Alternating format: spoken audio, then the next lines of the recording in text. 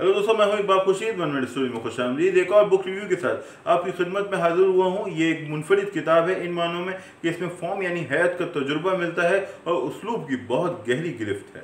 ये किताब है जनाब अरशद रिजवी की। अरशद रिजवी का शुमार न सिर्फ कराची बल्कि पाकिस्तान के अहम बल्कि मुनफरिद फिक्शन निगारों में होता है। उनके फिक्शन में तजदीदियत का रंग गालिब है। अलामत निगार हैं, बाकमाल कलमकार हैं, उनके अफसानों के मजमूए शाये हो चुके हैं। ये किताब उनकी खुद नविश्त है, मगर ये एक अलामती खुद नविश्त है।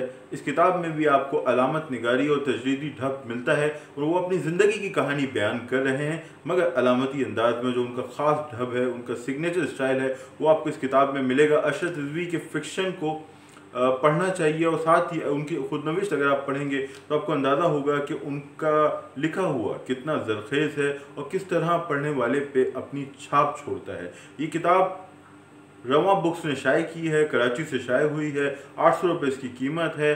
अताउर रहमान खाकी जो बहुत ही शानदार आर्टिस्ट हैं, उन्होंने इसका टाइटल बनाया, आप टाइटल देख सकते हैं। और इस पर कराची के दो बेहद अहम कलमकारों की राय, यानी कि जनाब ज़ेब अस्कार साहब बाकमाल फ़िक्शन निगार हैं, मुनफरिद फ़िक्शन निगार हैं। उनके यहाँ जो तजुर्बात मिलते हैं उसकी मिसाल हमें कम ही दिखाई देती है।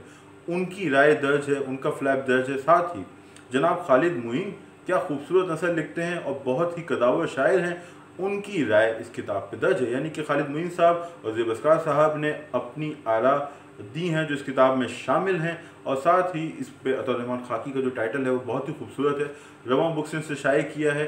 अलामती और तजरीदी ढब आपको इस किताब में मिलेगा। आपको ये किताब ज़रूर पढ़नी चाहिए। ये किताब आप कैसे हासिल कर सकते हैं, कमेंट सेक्शन में आपको उसकी डिटेल्स मिल जाएंगी। तो मुझे बताइए कि आपने ये किताब पढ़ी है और अगर पढ़ी है तो ये आपको कैसी लगी। दोस्तों, ये था आज का प्रोग्राम। अपना फीडबैक ज़रूर दें, चैनल को सब्सक्राइब करें, इस चैनल को आगे तक दोस्तों तक पहुँचाएँ ताकि जो किताब से जुड़ने वाले लोग हैं वो एक जगह इस प्लेटफॉर्म पर या इस जैसे किसी और प्लेटफॉर्म पर इकट्ठे हो सकें। मैं आप सबका तहे दिल से शुक्रिया अदा करता हूँ।